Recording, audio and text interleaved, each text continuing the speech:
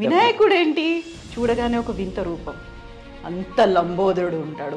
చూస్తే ఏనుగు మొహం, ఆ చెవులేంటి, వాహనం ఏంటి, ఎలుక ఏంటి, చివరికి తీసుకెళ్ళి నిమజ్జనం చేసేయడం, మళ్ళీ దానికి చెప్పడం గొప్పగా గంగమ్మ ఒడికి చేరుకున్నటువంటి లంబోదరుడు. వినాయకుడు అనగానే మీకేం గుర్తొస్తుంది అసలు? చిన్నారి చిట్టెలుకెలా భరించరా లంబోదరా. పైకి కనిపిస్తున్న దాని వెనకాల ఇంకొకటి ఉంటుంది అని కనుక మనం అర్థం చేసుకోగలిగితే అప్పుడు మనకి వినాయకుడి ఏనుగు. వినాయకుడికి సిద్ధి బుద్ధి అన్నారు, సూర్యుడికి కూడా 2 భార్యలు అని చెప్పారు. గతంలో మనం రాముడి గురించి మాట్లాడుకున్నప్పుడు దశరథ మహారాజుకి ముగ్గురు భార్యలు ఉన్నారు. వీటన్నిటి గురించి మాట్లాడుకుంది, ఇంక్లూడింగ్ శివుడికి కూడా 2 భార్యలు. Bad qualities and negative qualities tabular form. అది మన జీవితంలో మన చుట్టుపక్కల వాళ్ళల్లో ఒకళ్ళేమో నెగిటివ్గాను ఒకళ్ళు పాజిటివ్గాను ఉంటారు. అసలు మనలోనే నెగిటివ్ పాజిటివ్ ఉందిగా. పురాణాలన్నింటినీ పుక్కిట పురాణాలు అంటారు, పురాణాలకి ఆధారం లేదంటారు. ఏదైనా ఆధారం ఉంటే అది చరిత్ర అవుతుంది, దానికి తెలుసుకోవచ్చు అంటారు. ఈ ఆధారాలు లేని పురాణాల కోసం మనం మాట్లాడుకోవాల్సిన అవసరం ఉందా అనేది కూడా. నేనేంటంటే పురాణాలకి ఆధారం ఉండాల్సిన అవసరం లేదంటాను నేను. ఎందుకంటే పార్వతీదేవి ఒక సృష్టించింది, ఒక బాలకుడు ఉన్నాడు. ఆ విషయం లయకారకుడైనటువంటి శివుడికి తెలియదా? దేవుడు అన్నీ తెలుస్తాయి. చీమ కూడా శివుడి ఆజ్ఞ లేనిది కుట్టదు. ఎందుకు తెలుసుకోలేకపోయాడు? అంత కోపం ఎందుకు? చిన్న బాలుడు, దేవుడు ఆయన, చిన్న బాలుడు అడ్డుకున్నాడని కోపంతో తల నరికేస్తాడా? మళ్ళీ దేవుడే కదా, ప్రాణం పోయొచ్చు కదా, వెతికి వెతికి ఏనుగు తలను తీసుకొచ్చి పెడతాడా? ఏంటి అసలు ఇది? మనిషికి ఎంత మెమరీ ఉంటుందో ఏనుగు అంత ఉంటుంది. బాడీ లాంగ్వేజ్ కానీ, బ్రెయిన్ పవర్ కానీ, మెమరీ పవర్ కానీ, ఇంటెలిజెన్స్ కానీ, ఇప్పుడు మనం చెప్పుకున్న ఎమోషన్స్ కానీ.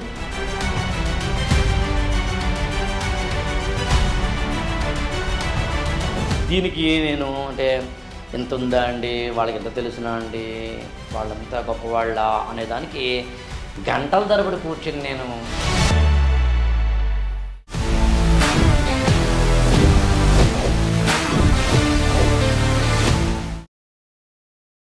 నమస్తే, వెల్కమ్ టు ఐ డ్రీమ్ అవివి విత్ ఆకేళ్ళ చాప్టర్ 1 వినాయకుడు. ఎస్, వినాయకుడి గురించి మాట్లాడుకోబోతున్నాం. మనతో పాటుగా ఉన్నారు ఆకేళ్ళ రాఘవేంద్ర గారు. రాఘవేంద్ర గారు నమస్కారం. నమస్తే అండి. సో వినాయకుడు, విఘ్నేశ్వరుడు, లంబోదరుడు, ఏకదంతుడు, గజాననుడు, ఇన్ని పేర్లు ఉన్నాయి. అలాగే విశిష్టతలు కూడా ఉన్నాయి, వివాదాలు ఉన్నాయి. వాటన్నిటి గురించి మాట్లాడు. వినాయకుడు ఏంటి చూడగానే ఒక వింత రూపం, అంత లంబోదరుడు ఉంటాడు. చూస్తే ఏనుగు మొహం, ఆ చెవులేంటి, వాహనం ఏంటి, ఎలుక ఏంటి, చివరికి తీసుకెళ్ళి నిమజ్జనం చేసేయడం, మళ్ళీ దానికి చెప్పడం గొప్పగా గంగమ్మ ఒడికి చేరుకున్నటువంటి లంబోదరుడు కదా. ఇవన్నీ ఓకే. అసలు పార్వతి, శివుడు, వినాయకుడు, కార్తికేయుడు, వీళ్ళంతా డిఫరెంట్ సెటప్, అందరూ కలిసి ఒక ఫ్యామిలీ. మళ్ళీ దేవుళ్ళు, వివాదాలు, విమర్శలు కూడా ఉన్నాయి కదా. ఏంటి వినాయకుడు అనగానే మీకేం గుర్తొస్తుంది అసలు? అంటే బేసికల్గా మీరు ఇందాక చెప్పిన వాటిలో ఒక ఆకారానికి సంబంధించి ఆకారంలో ఉన్న ఒక పెక్యులియారిటీ, నేను దాన్ని వికృతాన్నో వికారాన్నో ఏమన్నో, ఒక పెక్యులియారిటీ, ఒక విశిష్టత, లేదా ఒక అంటే మనం అబ్నార్మల్ అంటాం, అసాధారణత్వం, ఇవే కనిపిస్తాయి మనిషికి లేదా దేవుడికి. మానవ దేహానికి ఏనుగు తలకాయ, పెద్ద పొట్ట, పెద్ద ఆకారము, ఆయన్ని మోయడానికి ఖచ్చితంగా ఏనుగో ఏదో ఉండాలి, కానీ చిట్టెలుక. ఇలాంటి ఒక ఆకారాన్ని ఏర్పరచడం వెనక పురాణాల్లో కానీ లేకపోతే మన ఇతిహాసాల్లో కానీ మీరు ఏదైనా పేరు చెప్పండి, భారత హైందవ ధర్మం అంటారా, ఆర్ష ధర్మం అంటారా, ఎనీథింగ్ చెప్పండి, వాటిల్లో మూలాలు కనుక మనకు అర్థమైతే, మూలాల్లోంచి కనుక మనం పట్టుకోగలిగితే అప్పుడు అసలైన ఈ మొత్తం మనం మాట్లాడుతున్న ఆకారాల వెనకాల ఉన్న ఈక్వేషన్స్ మనకు అర్థమవుతాయి. నేను మామూలుగా ఏం చెప్తానంటే, ఏదైనా సరే రావణాసుడికి పత్తలకాయల, కృష్ణుడికి 16,000 మంది గోపికల, ద్రౌపదికి 5 భర్తల, రాముడు ఒక ఏకపత్ని వ్రతుడై ఆ భార్యనేమో అడవుల్లో వదిలేసి వచ్చేయడమా, లేదా ఆయన భార్యని ఎవరో ఎత్తుకుపోవడమా, ఆయనకి సేవకుడుగానేమో వానర జాతికి చెందిన హనుమంతుడు ఉండడమా, ఇవన్నీ ఏంటి? చెట్టుని పుట్టని పూజిస్తామని చెప్తుంటారు. జంతువులు, పుట్టలు, పాములు అన్నిటినీ మనం పూజించడాలు, వీటన్నిటి వెనకాల కేవలం పైన చూపించే దృశ్యాన్ని కానీ అర్థాన్ని కానీ తీసుకుంటే మనకి అంతరార్థం అర్థం కాదు. మామూలుగా అలంకార శాస్త్రంలో వాచ్యార్థము, లక్ష్యార్థము, వ్యంగ్యార్థం అని 3 అర్థాలు చెప్తారు ఏ పదానికైనా. వాచ్యార్థం అంటే లెక్సికల్ మీనింగ్, డిక్షనరీలో లేదా డైరెక్ట్గా ఏ మీనింగ్ దొరుకుతుందో ఆ మీనింగ్. లక్ష్యార్థము అంటే ఆ పదానికి ఉన్న అర్థానికి ఉన్న లక్షణాలతోటి కూడిన దేన్నైనా ఆపాదించదగ్గ మీనింగ్. వ్యంగ్యార్థము అంటే ఏంటో ఇంకొంచెం ఆగి చెప్తా. ఈ వ్యంగ్యమే చాలా మందికి కావాల్సిన, ఇప్పుడు వెయిటింగ్ అందరూ ఎదురు చూస్తున్నారు. వినాయకుడు అనగానే వ్యంగ్యము ఒక పర్యాయ పదము, వినాయకుడు అనగానే ఒక వినోదము, ఇవన్నీ ఎందుకు గుర్తొస్తాయి? అందుకని ఏంటంటే వాచ్యార్థము, లక్ష్యార్థము, వ్యంగ్యార్థానికి ఉదాహరణ చెప్తే మీకు అర్థమవుతుంది. ఉదాహరణకి మన్మధుడు అన్నాం అనుకుందాం. మన్మధుడు అన్నప్పుడు మనకి పురాణాల పరంగా చూస్తే రతీదేవి యొక్క భర్త, ఓకే, లేదా సృష్టి కార్యానికి ఒక ట్రిగ్గర్ పాయింట్. అలా కాకుండా అది వాచ్యార్థం అంటే actual definition are the dictionary meaning, lexical meaning అంటాం. అలా కాకుండా ఎవరైనా ఒక అందమైన వ్యక్తి ఏదైనా పెళ్ళిలోనో ఏదైనా పార్టీలోనో కనిపిస్తే అరే మన్మధుడిలో ఉన్నాడురా అంటాం మనం. ఇక్కడ మన్మధుడిలో ఉన్నాడురా అంటే అర్థం ఏంటంటే ఆ మన్మధుడి యొక్క అందం అనే గుణాన్ని తీసుకొచ్చి ఇక్కడ ఆపాదించడం జరుగుతుంది. దీన్ని లక్ష్యార్థం అంటారు. ఇప్పుడు చిన్న మన్మధుడు అంటారు, ఎవరైనా అమ్మాయిని రతీదేవి అన్నారనుకోండి, అది ఇంకో డిఫరెంట్ యాంగిల్కి వెళ్ళిపోతుంది కదా. అంటే వేరే మన్మధుడు ఏమో అందంతోనే ఉంటాం. ఇక్కడ మనం గమనించాల్సిన విషయం ఉంటుంది. అదేంటంటే ఏ పదానికైనా కానీ దానికి మళ్ళీ వాచ్యార్థము, లక్ష్యార్థం, వ్యంగ్యార్థం ఉంటాయి. ఇప్పుడు వినాయకుడు కూడా చెప్పచ్చు. కానీ ఉదాహరణకి మన్మధుడు అన్నప్పుడు లక్ష్యార్థం అంటే మనకి ఏమర్థం అవుతుందంటే ఆ అందం అనే గుణం ఇంకో ఇతని దగ్గర ఉంది కాబట్టి లక్ష్యార్థమైంది. వ్యంగ్యార్థము అంటే సాధారణంగా మనం ఏమనుకుంటామంటే ఎవరైనా కొంచెం అందంగా లేని వ్యక్తికి మన్మధుడు వస్తున్నాడు రా అంటే అతను అందంగా లేడు అనే అర్థాన్ని అందులో ఏమర్చడం. సాధారణంగా వ్యంగ్యార్థం అంటే వెటకారం అనుకుంటారు చాలామంది.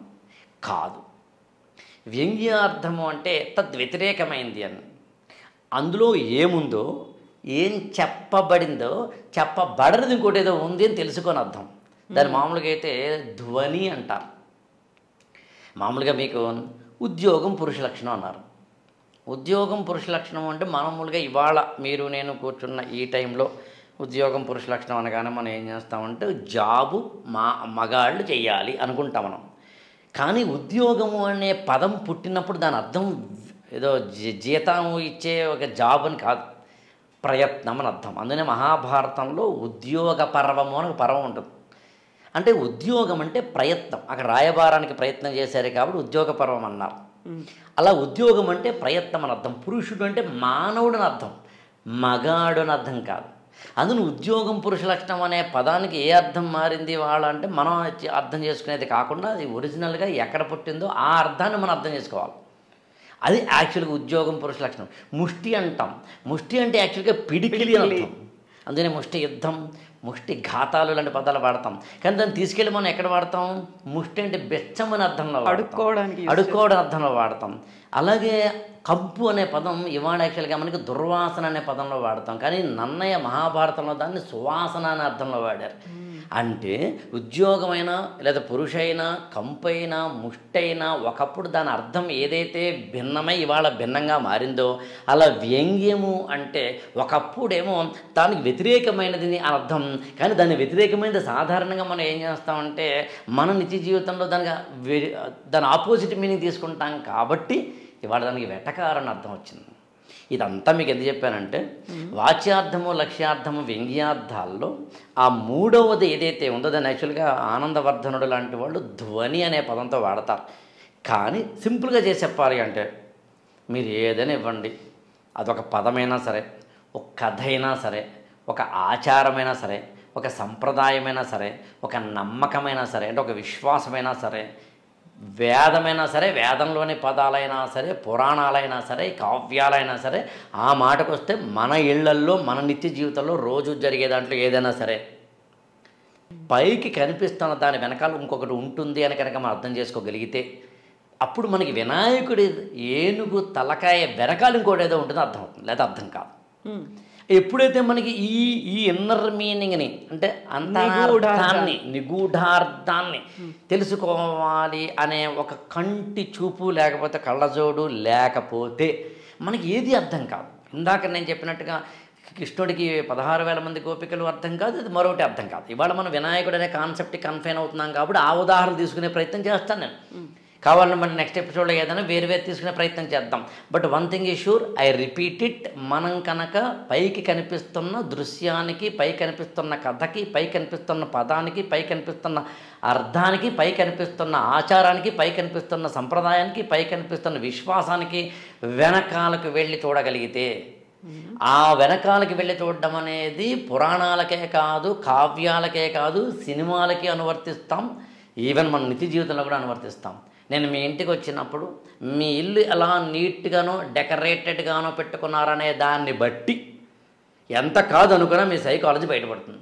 ఎంత కాదనుకున్నా మరీ ప్యూర్గా బయటపడుతుందా లేదా అన్నది కాదు, మీకు తెలియకుండానే మాత్రం బయటపడుతుంది. మీకు చాలా బ్లాక్ అంటే ఇష్టం అనుకుందాం, వైట్ అంటే ఇష్టం అనుకుందాం, రెడ్డిటీకలు బ్లాక్ అండ్ వైట్గా ఏదో అందమైన తయారు చేసుకుంటుంటారు. మీకు పుస్తకాలంటే ఇష్టం అనుకుందాం, ప్రత్యేకంగా కొన్ని పుస్తకాలు పెట్టుకునే ప్రయత్నం చేస్తారు. మీకు ఏదైనా కొన్ని కొండపల్లి బొమ్మలు ఇష్టం అనుకుందాం, అవన్నీ పెట్టే ప్రయత్నం చేస్తారు. మీకు తెలియకుండా జరుగుతుంది అది. ఇదంతా ఎందుకు చెప్తున్నానంటే మన ఆచారాల్లో కూడా, సంప్రదాయాల్లో కూడా, కథల్లో కూడా వినాయకుడి యొక్క శిరస్సుకు సంబంధించిన దాంట్లో కూడా ఈ లోతుకు వెళ్ళి చూడాల్సిందే. ఇప్పుడు ఆ వాచ్యార్థ వ్యంగ్యార్థ ఏవైతే అన్నానో ఇందాకన ఆ లోతుకి వెళ్ళి చూడాల్సిందే. అది చూసే ప్రయత్నం చేయడమే యాక్చువల్గా నేను మీ ముందు కూర్చోడానికి కారణం. మిగతా ఏమీ కావు. అప్పుడు మీకు ఒక 2-3 ఇమ్మీడియట్గా వచ్చే డౌట్ ఏంటంటే, ఆకేళ్ళ గారు ఇప్పుడు ఏంటి పురాణాల గురించి, వాటి విశిష్టత గురించి మాత్రమే చెప్పబోతున్నారా? వినాయకుడు అనగానే మనకేదో దేవుడు అంటే ఇంకొక కైండ్ ఆఫ్ దాంట్లో ఆ జానర్లోకి వెళ్ళిపోతాం. మీరు మమ్మల్ని అక్కడికి తీసుకెళ్తున్నారా? అదేం లేదు. నేనేమంటానంటే పురాణాలంటే అవేవో మనకు అర్థం కానివి, లేదా పురాణాలు, ఇతిహాసాలు, కావ్యాలు అంటే మన జీవితానికి అనువర్తించనివి అన్నా కూడా నేను నమ్మను. నేను అంతే పెద్ద ఆశ్చర్యమేం లేదు, మామూలుగా చెప్తా. వినాయక చవితి నాడు మనందరం కూర్చునే సమయానికి 8 రోజుల కింద వినాయక చవితి అయింది. 3 రోజుల్లోనేమో నిమజ్జనం ఉంది. వినాయక చవితి నాడు మనం ఏం చేస్తాం, ఒక 21 పత్రిల్ని తీసుకొచ్చి, మాచీ పత్రం కావచ్చు, మరొక పత్రం కావచ్చు, గన్నేరు కావచ్చు, లేకపోతే కనుక ఏదైనా ఇతరత్రావి 21 పత్రాలు, 21 ఏకవింశతి పత్రాలు తీసుకొచ్చి పూజ చేస్తాం. ఈ ఆయుర్వేద వైద్యుడినైనా మీరు అడగండి, లేదా వినాయక చవితి నాడు అన్ని పత్రికల్లోనూ ఆ పత్రి వెనకాల ఉన్న, అంటే ఆకుల వెనకాల ఉన్న ఆయుర్వేద విశేషాలు, ఔషధ గుణాలు అంటే చూడండి. మన జీవితంలో మార్నింగ్ నుంచి ఈవినింగ్ వరకు మనకు వచ్చే చిన్న చిన్న జబ్బులు, చిన్న చిన్న వ్యాధులు, రుగ్మతలు ఏవైనా సరే, కోల్డ్ కావచ్చు, హెడేక్ కావచ్చు, ఎసిడిటీ కావచ్చు, మరొకటి కావచ్చు, వీటన్నిటికీ ఎక్కడున్నాయి అంటే మన ప్రకృతిలో కనిపించే ఆకుల్లోనూ పత్రాల్లోనూ ఉన్నాయి. వాటిని తీసుకొచ్చి చేసే ప్రయత్నం ఇక్కడ యాక్చువల్గా. అది నేనే చెప్పక్కర్లేదు, నాకన్నా బాగా ఆయుర్వేద వైద్యులు చెప్తారు. But what I want to convey, ఒక ఏకవింశతి పత్రిని తీసుకొచ్చి ఒక వినాయకుడికి పూజ చేయడం వెనకాల ఇంత కథ ఉంది అని చెప్పే ప్రయత్నం. అది అందరికీ తెలుసును. ఇంకా అనేకమైన లోతులు ఉన్నాయని చెప్పడం నా ఉద్దేశం. ఉదాహరణకి వినాయకుడి భార్యల పేర్లేంటి? సిద్ధి, బుద్ధి, సిద్ధి. అవే ఎందుకు పేర్లు ఉండాలి? తప్పేముంది, ఉండొచ్చు కదా. మీ అమ్మగారు మీకు కవిత అని పేరు పెట్టారు, తప్పేముంది. మా నాన్నగారు నాకు రాఘవేంద్ర అని పేరు పెట్టారు, తప్పేముంది కదా. అదేం లేదు. సార్థక నామధేయం అనే పదం వాడతాం కదా. సరే, వినాయకుడు అంటే విశేషమైన నాయకుడు అర్థం వస్తుంది, గణపతి అంటే గణాలకు అధిపతి అని అర్థం వస్తుంది, లంబోదర అంటే చాలా పెద్ద పొట్ట కలిగిన వాడిని అర్థం వస్తుంది. ఇలా ఆయన మొత్తం నామాలన్నింటినీ తీసుకుని కావాలంటే అష్టోత్తర శతనామావళి వేసుకుంటే 108 ఆయన పేర్లలో 108 అర్థాలు చెప్పుకోవచ్చు. అది వేరే కథ. కానీ బుద్ధి, సిద్ధి అనే 2 పేర్లు ఉన్నాయి, ఉండడం తప్పేం కాదు అనుకుందాం. కానీ మామూలుగా మనకి ఆ పేర్లు పక్కన పెడితే వాటి గుణాలు ఏంటి? బుద్ధి అంటే ఏంటి? మామూలుగా ఎప్పుడు అంటామనే బుద్ధి లేదు రేడికి అంటాం, అవునా? సిద్ధి అంటే ఏంటి? ఏదైనా నువ్వు కష్టపడి సాధించుకున్న దాన్ని సిద్ధి అంటాం. ఫలితం. అంతేనా? ఇప్పుడు వినాయకుడికి సిద్ధి అనే భార్య ద్వారా పుట్టిన కొడుకు పేరని చెప్పగలరా మీరు? చెప్తే ఆశ్చర్యపోతారు మీరు. వినాయకుడికి సిద్ధి అనే భార్య ద్వారా పుట్టిన కొడుకు పేరు, బుద్ధి అనే భార్య ద్వారా కూడా కొడుకు పుడతాడు కదా. ఈ ఇద్దరు పేర్లు చెప్పడానికన్నా ముందు ఇంకోటి చెప్తాను నేను. సూర్యుడి భార్యలు ఇద్దరున్నారు. సూర్య భగవానుడికి పేరు ఛాయ, సంజ్ఞ. ఛాయ అంటే యాక్చువల్ నీడ అని అర్థం. సూర్యుడికి భార్యను నీడని పెట్టడంలోనే సూర్య నీడ అనే రెండింటి యొక్క కాన్సెప్ట్ని చెప్పే ప్రయత్నం ఆనాటి ఋషి చేశారు. ఆనాటి పురాణాల్లో అలా చెప్పారు. అంతే తప్ప ఇక్కడ సూర్యుడు అంటే ఆయన గ్రహమా, నక్షత్రమా, మరి ఏంటి అనే ఈక్వేషన్స్ కాదు అక్కడ. ప్రాచీనమైన మానవుడికి ఆ సూర్యుడిని చూసినప్పుడు సూర్యుడికి సంబంధించిన తన యొక్క మనోభావాలు, తన అవసరాలు తీర్చిన విధానాన్ని బట్టి ఆయన పెట్టిన పేరు. అలాగే మీకు ఇంకో చెప్తే ఆశ్చర్యపోతారు. అగ్ని పురాణంలో కొన్ని పేర్లు ఉంటాయి.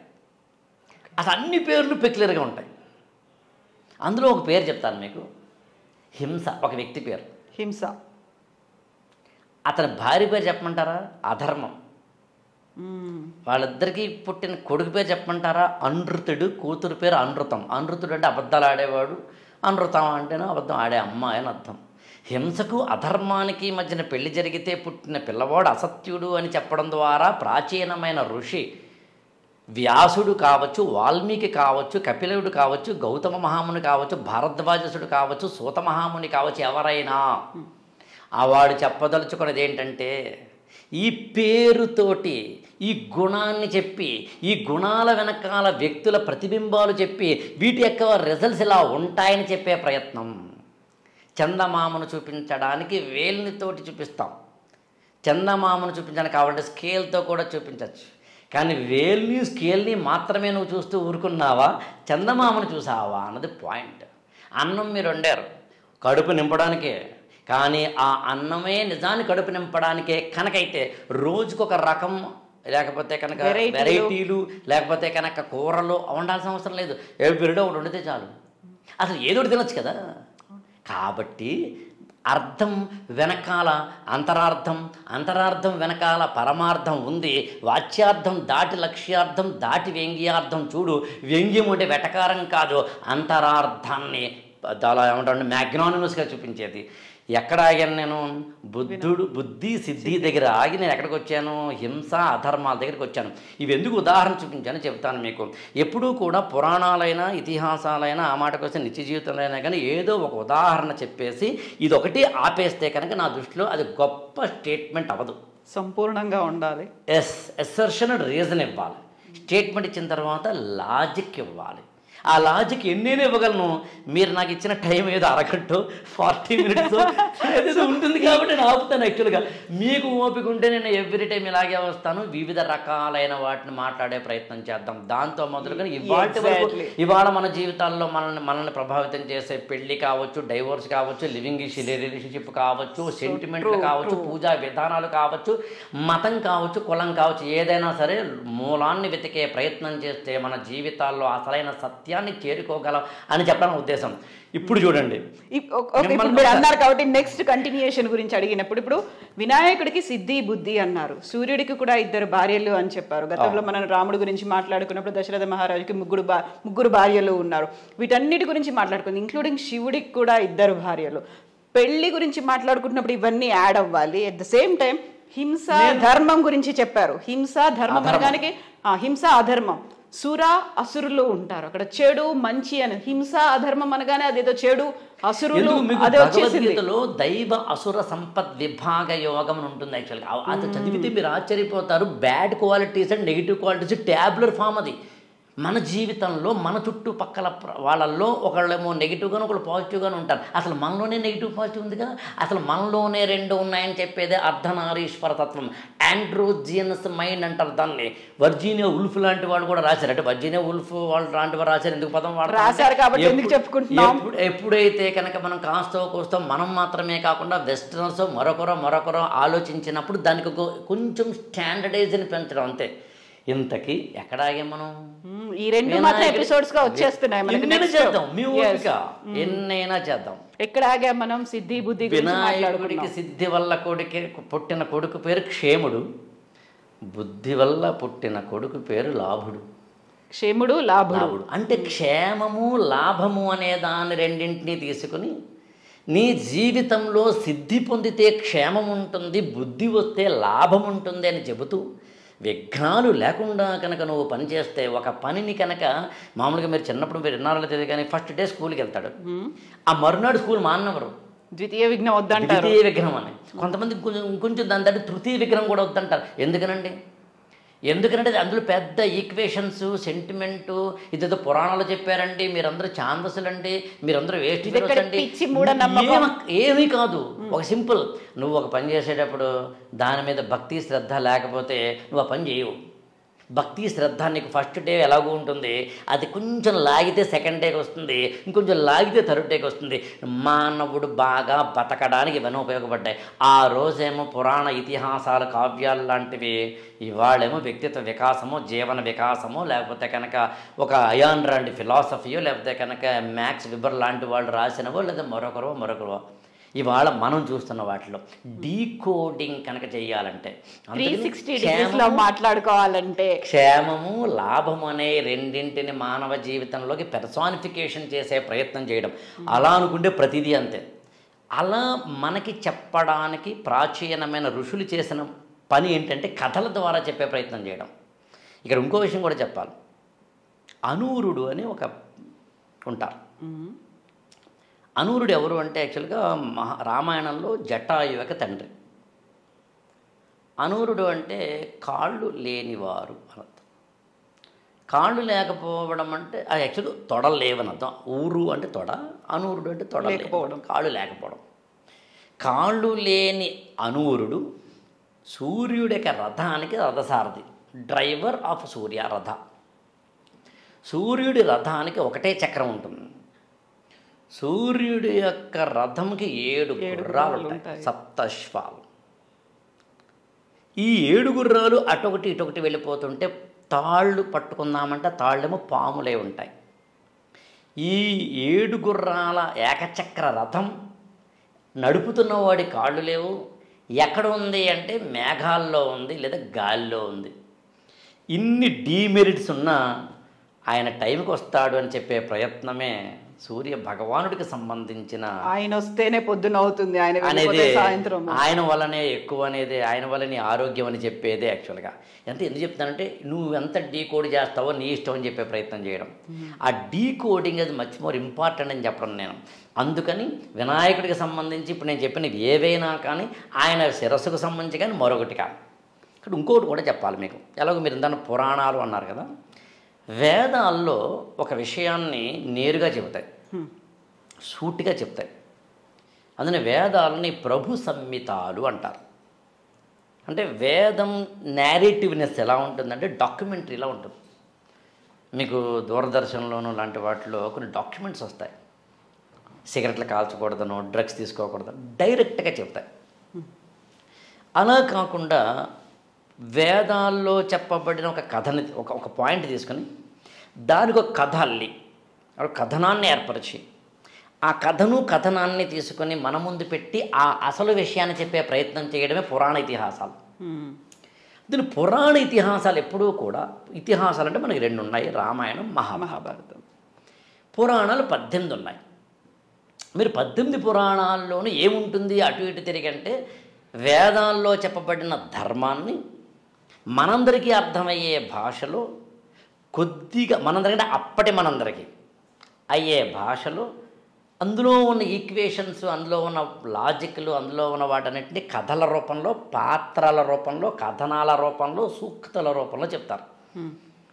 మీకు అలా 18 పురాణాలు ఉన్నాయి. అందులో పురాణాలను మిత్ర సంహితాలు అంటారు. ఆ పురాణాల్లో ఉన్న ఇంకొంచెం కథను తీసుకుని దాన్ని ఇంకా అందంగా అల్లి చెబితే దాన్ని కావ్యాలు అన్నారు. కాళిదాసు లాంటి వాడు రాసినవి కావ్యాల కిందకు వస్తాయి. అందుకనే కావ్యాలని కాంతా సంహితాలు అన్నారు. ఏసారి ఎప్పుడైనా ఒక ఎపిసోడ్ మన ఇద్దరం చేద్దాము, పురాణాలు ముందు వేదాలు, వేదాల తర్వాత వేదాంగాలు, వేదాంగాల తర్వాత పురాణాలు, పురాణాలతో పాటు ఇతిహాసాలు, ఆ రెండింటి తర్వాత వచ్చిన కావ్యాలు, ఆ తర్వాత వచ్చిన ఉపపురాణాలు, ఔపపురాణాలు, ఉపపురాణాలు, ఔపపురాణాలు, ధర్మశాస్త్రాలు, నీతిశాస్త్రాలు, కామశాస్త్రాలు, అర్థశాస్త్రాలు, వాటి తర్వాత వచ్చిన దర్శనాలు, ఆ తర్వాత వచ్చిన తెలుగు సాహిత్యంలో వచ్చిన అలసాని పెద్దనో లేకపోతే మరొకదైన మనుచరిత్ర లాంటి ప్రబంధాలు, ఇవన్నీ చెప్పే సారం ఒకటే. తెలుగు సినిమాలో స్టోరీ ఒకటే అయినట్టుగా సారం ఒకటే. ఏంటా సారం? Giving best possible life to the human being, అంతే. ఇవాళ మీరు నేను కూడా బెస్ట్ హ్యూమన్ బీయింగ్ అవ్వడానికి, బెస్ట్ హ్యూమన్ లైఫ్ పొందడానికి ట్రై చేస్తాం మనం. బీ గుడ్ డూ గుడ్, అంతే. అంతకుమించి ఇంకేమీ లేదు యాక్చువల్గా. అయితే అలా చేసే ప్రయత్నంలో ఈ పురాణాలు లాంటివి ఏం చేస్తాయంటే కథలు చెప్తాయి. ఇప్పుడు మానవుడు యాక్చువల్ మళ్ళీ వేరే ఎపిసోడ్ చేద్దాం మనం. అదేంటంటే ఎందుకంటే పురాణాలన్నింటినీ పుక్కిట పురాణాలు అంటారు, పురాణాలకి ఆధారం లేదంటారు. ఏదైనా ఆధారం ఉంటే అది చరిత్ర అవుతుంది, దాన్ని తెలుసుకోవచ్చు అంటారు.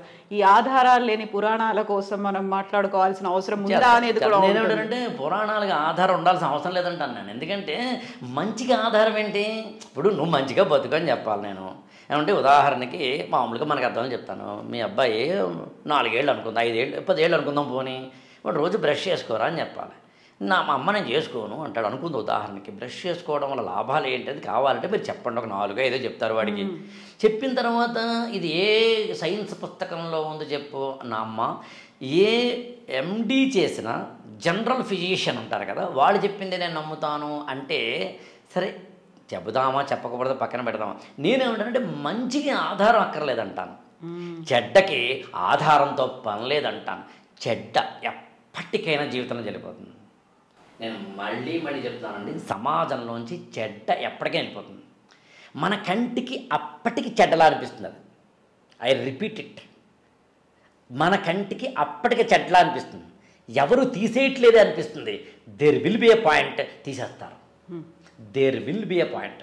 మామూలుగా నిమజ్జనాలు జరుగుతాయి, గణపతి నవరాత్రులు జరుపుతారు. గణపతి నవరాత్రుల్ని అనేకమైన మండపాలు పెట్టి జరుపుతారు, అనేక రూపాల్లో పెట్టి జరుపుతారు. ఈ మండపాలను, గణేష ఉత్సవాలను ప్రజలను జాగృతం చేసి ఏకం చేసి ఈ జాతికి సంబంధించిన జీవనాడిని అందించేందుకు, దేశభక్తిని అందించేందుకు, జాతీయతను అందించేందుకు దీన్ని ఉపకరించవచ్చని 1890ల ఆ ప్రాంతంలో బాల గంగాధర్ తిలక్ ఆలోచించి, అందుని ఇవాళ కేవలం తెలుగు నేలలో తెలంగాణలోనూ ఆంధ్రప్రదేశ్లో మాత్రమే లేదుగా, రాజస్థాన్లోనూ ఉంది. అంటే ఆ రాజస్థాన్ పదం ఎందుకు వాడంటే ఎడారి లేదా నీళ్లు లేని ప్రాంతాల్లోనూ చెప్పడం కోసం. ఇంకా వెస్ట్ ఉత్తరప్రదేశ్లో ఉంది, బెంగాల్లో ఉంది, మహారాష్ట్ర అయితే చెప్పనే అక్కర్లేదు. కోనే పరహై.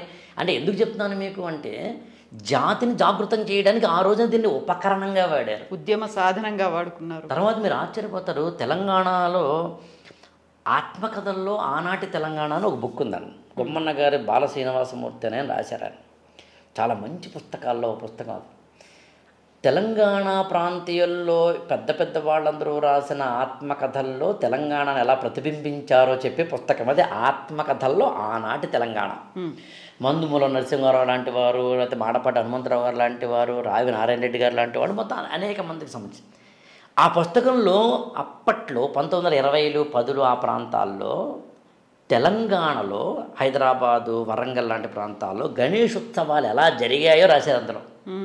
అంటే ఇవాళ గణపతి మండపాలని మనము కేవలము ఇవాల్టిగా చూడడానికి లేదు, అది చూడకూడదు. అది దాని వెనకాల ఒక దేశభక్తి ఉంది, దాని వెనకాల ఒక సామాజిక శక్తి ఉంది, దాని వెనకాల ఒక ధర్మం ఉంది, దాని వెనకాల ఒక ఏకీకృతం చేసే నిబిడీకృతమైన అత్యున్నతమైన శక్తి ఉంది. రిలీజియన్ మాత్రమే కాదు, లాంగ్వేజ్ మాత్రమే కాదు.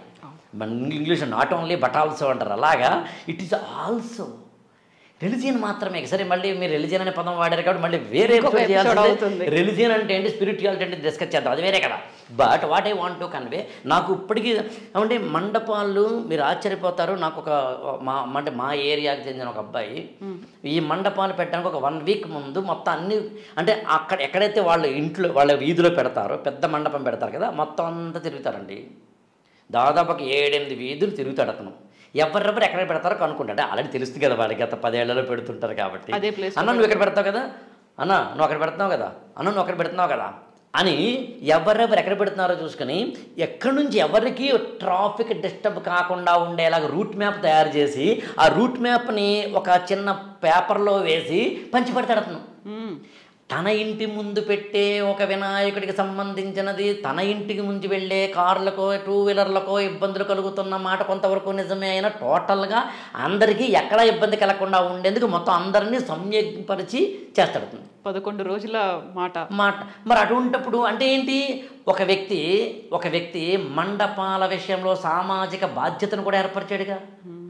అతను అడిగాను ఒకసారి, నేను ఎందుకు చేస్తాడంటే దాదాపు సారి 7-8 ఏళ్ల కిందట మా అమ్మగారికి హార్ట్కి స్ట్రోక్ వస్తే అర్ధరాత్రి పూట వెళ్దామంటే అంబులెన్స్ రావడానికి ఒక మండపం అడ్డుపడిందండి, అందుకని నేను అప్పటి నుంచి ఇలా చేస్తానండి. అప్పుడు మా అమ్మగారిని ఏదో ఎత్తుకుని మండపాన్ని దాటి అంబులెన్స్ తీసుకెళ్ళాం. బట్ కొంచెం బాధ వేసింది, బట్ గాడ్స్ గ్రేస్ బతికేరండి అని. అక్కడ అతను కూడా అన్నమాట, అది ప్రతి ఏడాది వినాయకుడు ఎందుకు పెడతాం మేమంటే నమ్మకం. ఆ వినాయకుడు నాకు విఘ్నాలన్నీ తొలగిస్తాడని నమ్మకం.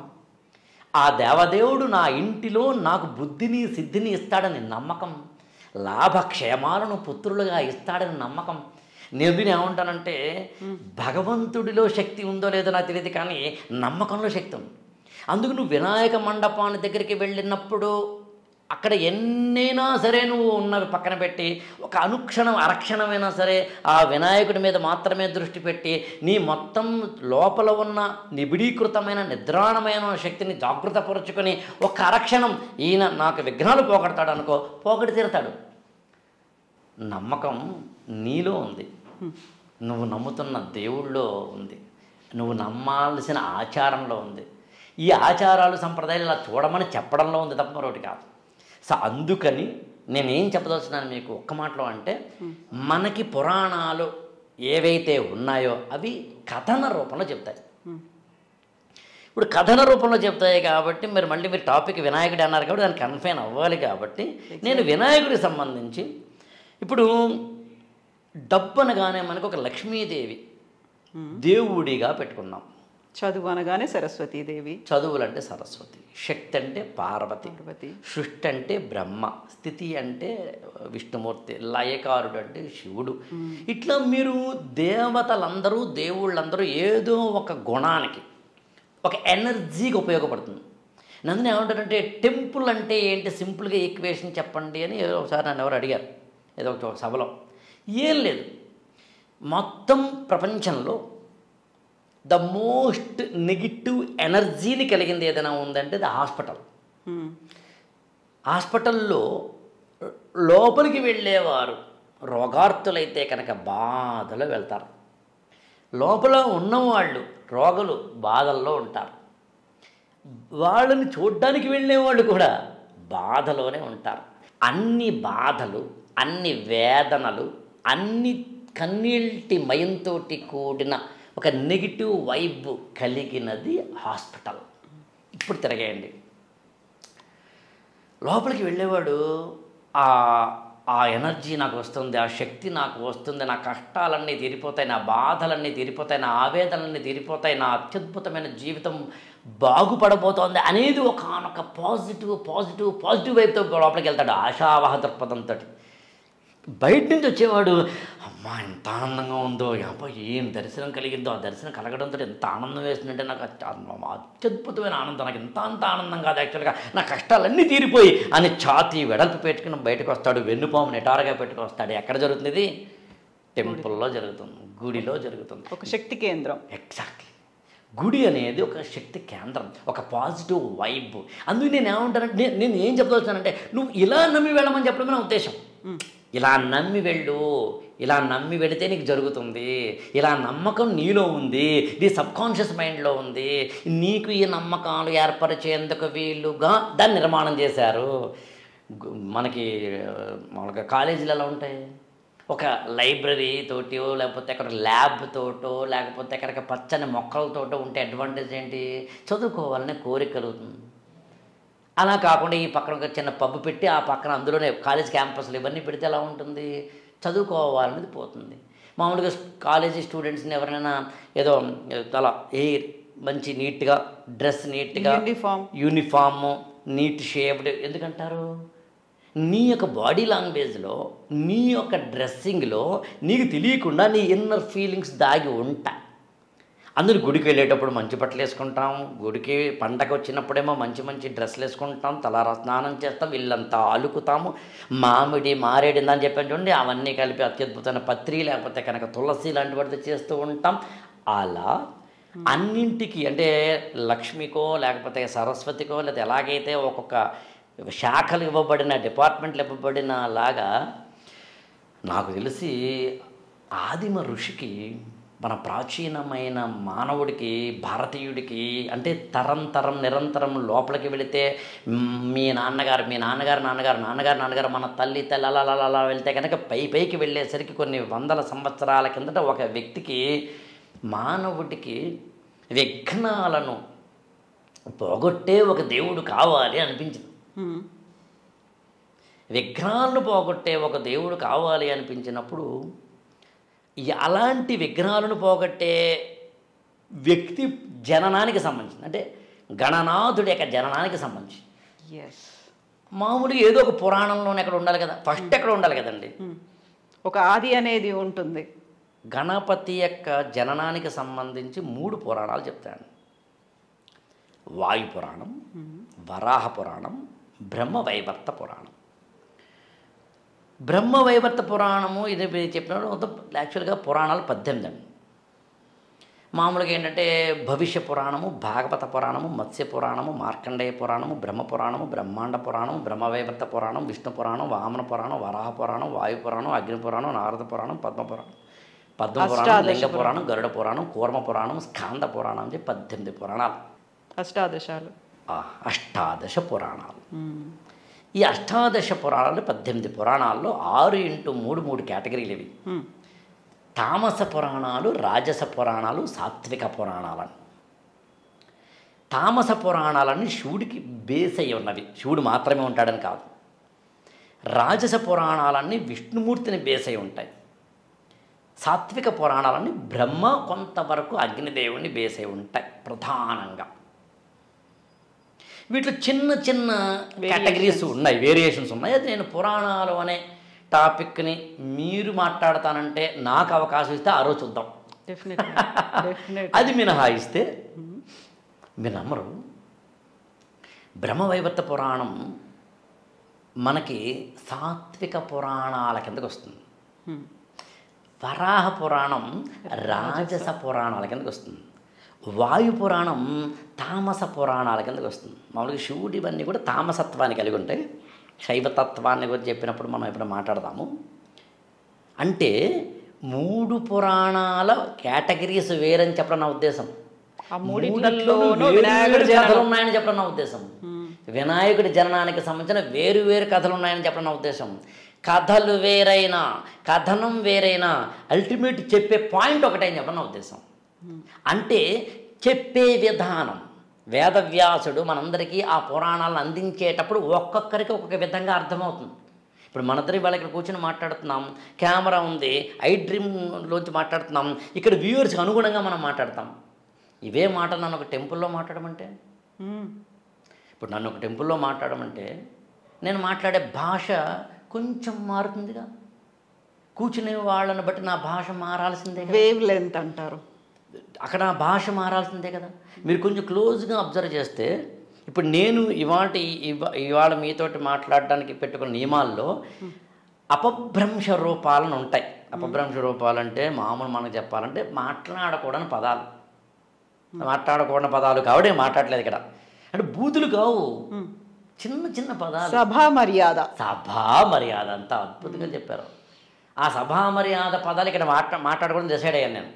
నన్ను ఒకసారి అనపర్తి అని కాకినాడ దగ్గర ఊరుంటే, ఆ ఊరిలో వాళ్ళు పూర్తిగా ఆధ్యాత్మిక సంబంధించిన ఒక ప్రోగ్రామ్కి నన్ను ఒక చీఫ్ గెస్ట్గా మాట్లాడమని పిలిచినప్పుడు నేను చెప్పాను, ఏమండి నా ఉపన్యాసాలు సినిమా డైలాగులు లేకుండాను, కొంచెం అపభ్రంశ రూపాలు లేకుండానంటే కనెక్ట్ అవ్వడానికి వీలుగా, ఆడియన్స్ కనెక్ట్ అవ్వడానికి వీలుగా వాళ్ళ లాంగ్వేజ్, నిత్య జీవితంలో మనం మాట్లాడే లాంగ్వేజ్ను వాడకుండా నేను ఉండను, నా స్పీచ్లు అలా ఉంటాయి, మీకు వర్కౌట్ కాదు, నేను రానని చెబితే లేదండి పర్లేదండి యూత్ కూడా వస్తారు, ఇవాళ పర్లేదని మరీ అంత కాదని. అయినా నేను ఏం చేశానంటే ఒక పని చేద్దామండి, నేను మాత్రం నాకు నియమం పెట్టుకుంటానని చెప్పి ఒక్క అపభ్రంశ రూపం కూడా రాకుండా ఉండేలా, ఒక్క సినిమా డైలాగ్ కూడా రాకుండా ఉండేలా మాట్లాడేందుకు ప్రయత్నించి, ఇంతైతే ఇన్ని కబంధ హస్తాలు పెట్టేసుకుంటే, ఇన్ని తాళ్ళు అరగంట కన్నా మాట్లాడనని చెప్పి స్టార్ట్ చేశాను. 2 గంటలు మాట్లాడాను. ఎక్కడ అది తెలిసి అందులో అయితే కనుక ఇంగ్లీషు పదాలు కూడా వాడలే. What I want to convey, సభను బట్టి, పరిస్థితిని బట్టి, సభా స్థలాన్ని బట్టి, ప్రేక్షకులను బట్టి, వింటున్న వారిని బట్టి, వాళ్ళ యొక్క పర్పస్ ఆఫ్ ద లెర్నింగ్ని బట్టి మన యొక్క టాక్ అంటే ఇక్కడ 2 అర్థాలు ఉన్నాయి. మాట్లాడటం, మాట్లాడే తీరు 2 మారాలి. కంటెంటు మారాలి, ఎక్స్ప్రెషను మారాలి. ఎంత ఎందుకు చెప్తానంటే, పురాణాలలో ఈ 3 రకాలైన పురాణాల్లో గణపతికి సంబంధించిన 3 కథలు ఎందుకుంటాయి అంటే 3 రకాలైన భావోద్రేకాలను అందించేందుకు ఉపయోగపడేవి కాబట్టి. సత్వ గుణము, రజో గుణము, తమో గుణాలకు సంబంధించింది. ఈ 3 గుణాల కలయిక ఈ దేవుడిలో ఉంది అని చెప్పడానికి సంబంధించింది. వినాయకుడు కూడా అంతే. యాక్చువల్గా సత్వగుణము ఉంది ఆయనలో, తమో గుణము ఉంది ఆయనలో, రజో గుణము ఉంది. అది ఎలా ఉందో కూడా చెప్పే ప్రయత్నం టైం ఉంటే చేద్దాం. కానీ 3 పురాణాల్లో మామూలుగా మనందరికీ తెలిసిన కథతో స్టార్ట్ చేద్దాం. ఏంటంటే పార్వతీదేవి నలుగు పిండి పెట్టుకోవడము, ప్రాణం పోయడము, రావడము, శివుడు ఇది మనకు తెలిసింది. ఆ తలకాయని తీసేస్తే అప్పుడు పార్వతీదేవి బాధపడితే ఒక ఏనుగు తలకాయని తీసుకొచ్చి ఇవ్వడం. ఒక్క మాటలో చెప్పాలంటే శివుడు తన కొడుకు యొక్క తలను నరికి ఏనుగు తల పెట్టడం అనేది వాయు పురాణంలో ఉన్న కథ.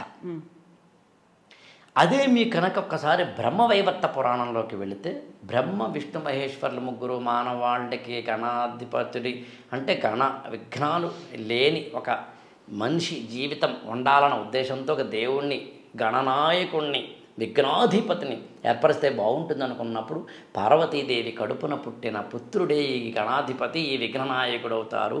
కానీ శనీశ్వరుడు వచ్చి ఆ వినాయకుడిని చూడటం వల్ల, ఆ శనీశ్వరుడి దృష్టి వల్ల ఆ వినాయకుడికి తలకాయ తెగిపోతే అప్పుడు శివుడు కాదు, శ్రీహరి అంటే విష్ణుమూర్తి పుష్పభద్రా నదీ తీరానికి వెళ్ళి ఏనుగు తలకాయని తెచ్చి ఈ శిశువుకి పెట్టడం జరిగింది అని మనకి బ్రహ్మవైవర్త పురాణంలో ఉంటుంది. ఇక్కడ శనిని చేసేసారు. ఇక్కడ శని. అలా కాకుండా వాయు పురాణం ఇది కాకుండా ఇంకో వరాహ పురాణంలో శివపార్వతులు తమకి పిల్లలు పుడితే బాగుంటుంది అనుకున్నప్పుడు శివుడు ఆకాశం కేసి చూస్తే ఆకాశం ఒక పుత్రుడి రూపాన్ని తలుచుకొని వీళ్ళింట్లో పుడితే అప్పుడు ఆ ఆకాశమే పుత్రుడిగా జన్మించాడు. ఆయనే విఘ్నాధిపతి. ఇతను చాలా అందంగా అత్యద్భుతంగా పుట్టినప్పుడు చాలా బాగుంటే అందరూ చూసి భలే ఉన్నాడు అంటుంటే శివుడికి అనిపించిందట ఇతనికి ఎక్కువ దిష్టి తగులుతుందేమో అని అతనికి ఒక తలకాయ ఏమో తీసేసి ఏనుగు తలకాయ రావాలని, బాణపట్ట రావాలని ఇట్లాంటివి ఇచ్చారు అని. మీరు గమనించండి, వాయు పురాణమైన, వరాహ పురాణమైన, బ్రహ్మవైవర్త పురాణమైన ఈ 3 పురాణాల్లోనూ కథ వేరు, కథనం వేరు, పాత్రలు అటు ఇటు జరిగాయి. కానీ కంటెంట్ ఒకటే చూడండి. ఎండ్ పాయింట్ ఏంటండి? పిల్లవాడు పుట్టడము, శిరోఖండనం జరగడము, ఏనుగు శిరస్సుని పెట్టడము, ఆకారం ఇందాకని మీరు అన్నట్టుగా కొంచెం టిపికల్గా కనిపించడం, నేను వింతాను, వికృతాన్ని, వికారాన్ని ఆసక్తి గొలిపేలా అంటాను నేను. I'm very much clear about my language. ఎందుకంటే నేను ఎందుకు అలా చెప్పదలుచుకున్నానంటే ఆకారాన్ని, వికారం మనం ఎలా అనగలం, వికృతను ఎలా అనగలం? నాకు ఏదో I think if I'm not wrong, ఒక నవలలో ఒక లైన్ ఉంటుందండి. రాముడు ఏం అందంగా ఉన్నాడని సీత పెళ్లి చేసుకుంది అంటూ ఎవరి కళ్ళతోటి చూస్తే వారు కదా అందంగా కనిపిస్తారని ఉంటుంది. అలా అందం అనేది అక్కడ లేదు, వస్తువులో లేదు, దృష్టిలో ఉంది. అలా నాకు వినాయకుడికి చూస్తే ఏమనిపిస్తుందంటే ఈయనతోటి కనుక నేను ఒక 2 నిమిషాల పాటు కూర్చుంటే నాకు బుద్ధి సిద్ధి రాగలిగితే, నాకు లాభము క్షేమము నా ఇంట చేరగలిగితే, నా ఇంట విఘ్నాలు లేని ఒక తత్వం నా ఇంట్లోకి, నా శక్తిలోకి, నా బాడీలోకి నా మేధస్సులోకి రాగలిగితే ఇది కదా నేను వినాయకుడిని పూజ చేయడానికి గల కారణాలు అవ్వాలి. అంతేకాని దూరవాక్యం పూజయామి, మాజీపత్రం పూజయామి, లంబోదరాయణ కాదు కదా. నువ్వు కాన్సన్ట్రేషన్ పూజ మీద చేయకుండా ఆ పూజ చేయడం వల్ల ఏ శక్తితో కలుగుతుందో నాకు అర్థం చేసుకోకపోతే ఉపయోగం ఏముంది? అది సామాన్యుడు మొదలుకొని అందరికీ అర్థమయ్యేందుకే గణపతి నవరాత్రులు, అందుకే ఉత్సవాలు, అందుకే మండపాలు, అందుకే సామాన్యులు అక్కడికి వెళ్ళి అత్యున్నతంగా కోలాహలాలు వాటిని తీసుకెళ్ళి అందులో దాదాపు 9-10 రోజుల పాటు ఏకవింశతి పత్రాలతోటి ఆ మట్టి గణపనాథుడిని కలవడం ద్వారా అందులో అన్నీ ఒక విధంగా ఎరువులా తయారైతే వాటిని తీసుకెళ్ళి మళ్ళీ నీళ్లలో వేస్తే శ్రావణ భాద్రపదాలు అనేవి ఈ దేశంలో అత్యున్నతమైన, సింపుల్గా చెప్పాలి అంటే వర్ష ఋతువులు కాబట్టి ఋతువుల రాణి వసంతకాలం మంత్రకవాటం తెరుచుకొని కంచు వృషభం అగ్నిశ్వాసం కక్కే గ్రీష్మం కదలాడి ఏళ్ళు బీళ్ళు బయళ్ళు ఏకం చేసే వర్షాకాలం కంచు శ్రీశ్రీ మహాప్రస్థానం అంటాడు. ఏళ్ళు ఊళ్ళు బీళ్ళు బయళ్ళు ఏకం చేసే వర్షాకాలం. శ్రావణ భాద్రపదాలు అనేవి భారతదేశంలో సౌత్ వెస్ట్ మాన్సూన్ వచ్చే రోజులు కాబట్టి వర్షాలు విపరీతంగా పండితే కనుక మొక్కలన్నీ అత్యద్భుతంగా ఉంటాయి కాబట్టి పండ్ల తోటలన్నీ అత్యద్భుతంగా ఉంటాయి కాబట్టి ఈ పండ్లు ఈ ఆకుల్ని తీసుకొచ్చి ఔషధ గుణాలన్నింటి వాటిని తీసుకొచ్చి ఎక్కడెక్కడ మట్టి పేరుకుపోయిందో పేరుకుపోయిన మట్టి అన్నింటినీ కుర్రాళ్ళందరూ వెళ్ళి తీసుకొచ్చి కోలాహలంగా తీసి ఇక్కడ వైపు తీసుకొచ్చి వాటన్నింటినీ మట్టి గణనాథుల్ని చేస్తే ఆ గణనాథులతోటి వీళ్ళు పూజ చేస్తే ఈ 9 రోజుల పాటు ఎవరో ఒకరు చెప్పిన ప్రవచనాలు వినడం ద్వారా అసలు పౌరాణికత అంటే ఏంటో తెలుసుకోవడం ద్వారా ఈ జాతి జీవనాడి అయిన భారతీయ ధర్మాలను ఇదిగో ఈ 9 రోజులు వినడం ద్వారా పుస్తకాల్లో చెప్పనివి స్కూళ్ళల్లో చెప్పలేనివి ఏవైనా ఉంటే జీవితానికి సంబంధించినవి ఇక్కడ పెద్దవాడు చెబితే ఈ పిల్లలు వింటారు కదా నా ఉద్దేశంతో గణనాథుణ్ణి మనం నిమజ్జనము, ఆ నిమజ్జనంతో మళ్ళీ నీళ్లలో కలపడం, ఆ కలపడం ద్వారా మళ్ళీ అన్ని ఔషధ గుణాలతోటి మినరల్స్ అంటే ఖనిజ లవణాలతోటి అవుతుంది. కాబట్టి అలాగే మీరు అవకాశం ఇస్తే ఏ పత్రిలో ఏ ఔషధ గుణం ఉంటే ఏ ఖనిజాలు ఉన్నాయో కూడా నా దగ్గర లిస్ట్ ఉంది. కానీ నాకన్నా అది ఆయుర్వేద వైద్యులు లాంటి వాడు చెప్పడం ధర్మం, లేదా ఏ అగ్రికల్చర్ యూనివర్సిటీ లాంటి వాడు చెప్పడం అర్థం. నేను వాళ్ళ దగ్గర నేర్చుకుని తీసుకున్న టేబుల్స్ అవి. ఇంతకీ ఇదంతా కలిపి ఏం చెప్తున్నానంటే, ఎవరైతే ఈ జాతికి విఘ్నాలను పోగొట్టతాడనే నమ్మకం కలగాలో, తెలుగు సినిమాల్లో చూడండి హీరో బక్కగా పలచగా ఉండడు, 10 మంది వస్తే అమ్మో అని భయపడడు. ఆ భయపడేదైతే సామాన్యుడు కూర్చొని టిక్కెట్ కొని కూర్చున్న ప్రేక్షకుడుగా ఆ భయపడేవాడే కదా. నాకన్నా మ్యాగ్నానిమస్గా ఉండాలి కదా కోరుకుంటాను నేను. హీరో అంటే వాడే కదా. చంటి పిల్లాడికి హీరో ఎవరు? 6 ఏళ్ల పిల్లవాడు హీరో ఎవరు అనుకుంటున్నారు? వాడు అలా జస్ట్ తలుపు తెరిచేసరికి నల్లపిల్లి వచ్చేసరికి అనేసరికి నాన్న వెనకాల నుంచి వచ్చి నల్లపిల్లి తరిమితే ఈ 6 ఏళ్ల పిల్లవాడికి నాన్నే హీరో కదా. అలా నాకు హీరో నాకన్నా గొప్పవాడు అవ్వాలి, కండలు తిరిగి ఉండాలి, 10 మందిని కొట్టగలిగి ఉండాలి, నేను డ్యాన్స్ చేయలేను కదా, వాడు చేయగలిగి ఉండాలి. ఎలాగైతే సామాన్య ప్రేక్షకుడు సబ్కాన్షియస్ మైండ్లో అనుకుంటాడని తెలిసే డైరెక్టర్ ఒక హీరోని ఎలివేట్ చేస్తాడో, హీరోకి ఇంట్రడక్షన్ సాంగ్ ఇంట్రడక్షన్ ఏదో ఏమంటుందని బ్యాంగో వేస్తాడు.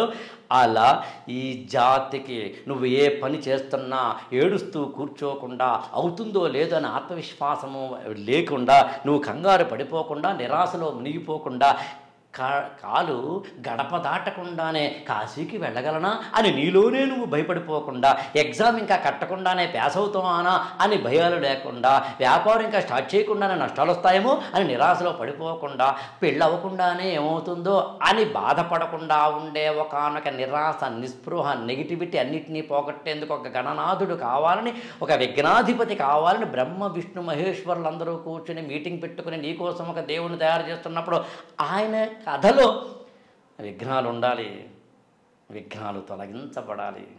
అలా తొలగించబడ్డం అనేది ఏ విఘ్నం చెప్పండి. మొన్న మా ఫ్రెండ్ ఒక అతను జ్వరం వచ్చింది, జ్వరం వచ్చినా కానీ లేచి నిలబడి క్లాస్కి వెళ్ళాడు అంటే మీరు పెద్ద ఎమోషన్ ఫీల్ అవ్వరు, కావాలంటే చూడండి. ఎందుకంటే ఈ జ్వరం రావడం సహజం రా. అలా కాకుండా క్యాన్సర్ వచ్చింది ఒక ఆవిడికి, క్యాన్సర్ వచ్చినా ఆ క్యాన్సర్ని జయించి ఆత్మవిశ్వాసంతో మళ్ళీ తిరిగి ఆమె తన జీవితంలో నిలదొక్కుని క్యాన్సర్నే జయించింది అన్నప్పుడు మీకు ఒక ఆత్మవిశ్వాసం కలుగుతుంది. అలా ఏ కష్టమైనా సరే, ఆర్థిక నష్టము, శారీరక కష్టము, మరొక కష్టము వచ్చిన వాడైతే కనుక ఆ మాత్రం కష్టాలు మాకు ఉన్నాయి సార్ అంటారు. కానీ ఏ పిల్లవాడైతే పుట్టిన వెంటనే అసలు ఎంత ప్రమాదం రాకూడదో, ఎంత విఘ్నం రాకూడదో అలాంటి విఘ్నాన్ని ఎదుర్కొన్న కుర్రాడు, పసిపిల్లవాడు, బాలకుడు, బాల గణపతి తలకాయే పోతే, ఇక్కడ తలకాయ పోయినా కూడా, శిరస్సు పోయినా కూడా ఈ పిల్లవాడు ఇదిగో మళ్ళీ లేచి నిలబడ్డాడు. ప్రకృతి నిలబెట్టిందా, అతనే నిలబడ్డా, మరొకరు నిలబడ్డా, అది వేరే కదా. మొత్తం మీద మాత్రం నిలబడ్డాడు. అంటే విఘ్నాలను పుట్టుకతోటే ఎదుర్కొని మన ముందు నిలబడ్డాడు. పొట్టేమో ఎక్కువ, ఎలకేమో చిన్నది, తలకాయ ఏమో పోయింది, పోయిన తలకాయకేమో ఏనుగు తలకాయ వచ్చింది. ఇన్ని వచ్చినా కూడా ఈ పిల్లవాడు ఇదిగో ఇతను మామూలు వాడు కాదు, విఘ్నాధిపతి, చదువులకు నిలయం. కేవలం ఆయన్ని విఘ్నాలకు అధిపతి మాత్రమే చెప్పరండి, మొల్ల రామాయణంలో రాసిన ఇతను చదువులకు నిలయం అని. కాబట్టి చదువుల తండ్రి అంత అందునే మీకు వినాయక చవితి నాడు మనం పుస్తకాలు పెడతాం, పెన్నులు పెడతాం, ఇది పూజ దగ్గర. అందుకని ఒక మాట చెప్పాలంటే వినాయకుడు చదువులకు తండ్రి, సంస్కారాలకి నిలయం, ఇవన్నీ నీకు అందించేందుకు నిలబడ్డవాడు. అలాంటి వాడు ఒక ఆసక్తికరంగా ఉండడం ద్వారా ఇంతటి వాడు కూడా, ఇంతటి బాణపొట్ట, ఇంతటి ఇది ఉన్నవాడు కూడా అత్యున్నతంగా, అత్యద్భుతంగా అనేక మంది రాక్షసుల్ని, కుంభోదరుడు లాంటి రాక్షసుల్ని మట్టు పెట్టినవాడు, దాదాపు 12 మంది రాక్షసుల మీద యుద్ధం చేసి గెలుపొందినవాడు. కాబట్టి నీ యొక్క ఫిజికల్ బాడీని బట్టో, నీకు వచ్చిన కష్టాన్ని బట్టో, నీకు ఎదురైన విఘ్నాన్ని బట్టో కాదురా, ఆత్మశక్తి ఉంటే ప్రకృతి కూడా నీకు సహకరిస్తుందని చెప్పే ఒకానొక కథని నా యొక్క ప్రాచీనమైన ఋషి ఇవ్వాలనుకున్నాడు. ఇవ్వడానికి తామసులకు, రాజసులకు, సాత్వికులకు ముగ్గురికి అర్థమయ్యే 3 నేరేటివ్స్ ఇవ్వాలనుకున్నాడు.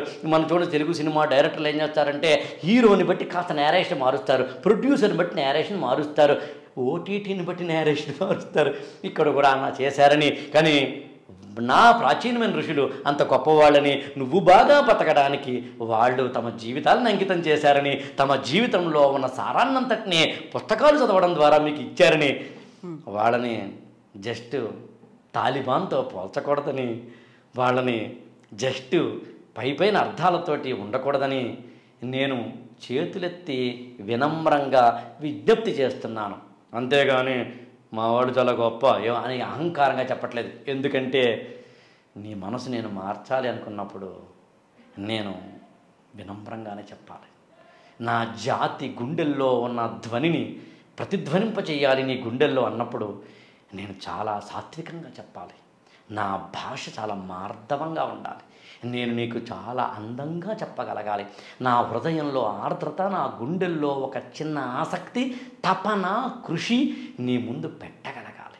ఒకరోజు నువ్వు మారకపోవచ్చు, 2 రోజులు నువ్వు మారకపోవచ్చు, ఏదో ఒక రోజు మాత్రం ఇందులో ఏదో ఉంది అని అనుకునే ఒక రోజు వస్తుంది. కాబట్టి అందుకని నేను మళ్ళీ చెప్తున్నాను, మీరు ఏదైనా చెప్పండి, ఎన్ని రోజులు కూర్చోబెట్టండి. ఓ రోజు వినాయకుడి మీద చెప్పమనండి, ఓ రోజు కృష్ణుడి మీద చెప్పమనండి, ఓ రోజు రాముడి మీద చెప్పమనండి, ఓ రోజు భరతుడి మీద చెప్పమనండి, ఓ రోజు అర్జునుడి మీద చెప్పమనండి, ఓ రోజు ద్రౌపది మీద చెప్పమనండి, ఓ రోజు అగ్ని పురాణం మీద చెప్పమనండి, ఓ రోజు విష్ణు పురాణమే చెప్పమనండి. అసలు పురాణాలు ఎన్నో చెప్పమనండి. దర్శనాలు సాంఖ్యం కావచ్చు, యోగం కావచ్చు, వైశేషికం కావచ్చు, పూర్వమీమాంస కావచ్చు, ఉత్తరమీమాంస కావచ్చు, ఏటో చెప్పమందాం.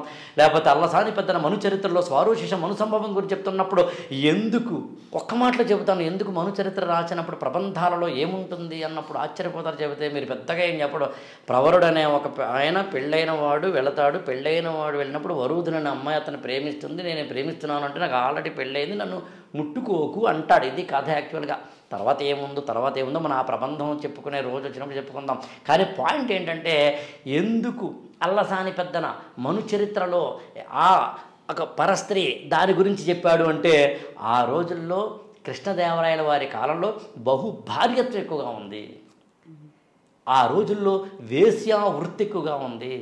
కృష్ణదేవరాయల వారి యొక్క రాజధాని అయిన విద్యానగర రాచవీధుల్లో ఉండే ఒక వేశ్యల యొక్క సమూహంలోంచి వచ్చిన ట్యాక్సేషన్లోంచి ఆయన మొత్తం రాజ్యాన్ని నడిపాడు, కనీసం ఆ రోజుల్లో ఉన్న సైన్యాన్ని నడిపాడు అంటే ఆశ్చర్యం వేస్తుంది. అందుకని అది ప్రబంధమైన, కావ్యమైన, ఇతిహాసమైన, పురాణమైన, వేదమైన, మరొకటైనా ఆ మాటకు వస్తే ఇవాళ జువాలజీ అయినా, బయాలజీ అయినా, ఫిజిక్స్ అయినా, ఏదైనా మన జీవితాలకు ఉపయోగపడేదే. ప్రకృతిని చూడడం అనేది జరిగితే, ప్రకృతితో మమేకమైతే, ప్రకృతిని నువ్వు కాపాడుకుంటే నిన్ను కాపాడుతుంది. ఎస్, ఇక్కడ మీకు డౌట్ రావాలి. ఇక్కడ చాలా చాలా డౌట్లు వచ్చాయి. అందులో పర్టికులర్గా ఒక మూడు క్వశ్చన్స్. పార్వతీదేవి నలుగు పిండితో వినాయకుల్ని సృష్టిస్తుంది. శివుడు వచ్చాడు, అడ్డుకున్నాడని చెప్పి నరికేశాడు, ఏనుగు తలను తీసుకొచ్చాడు.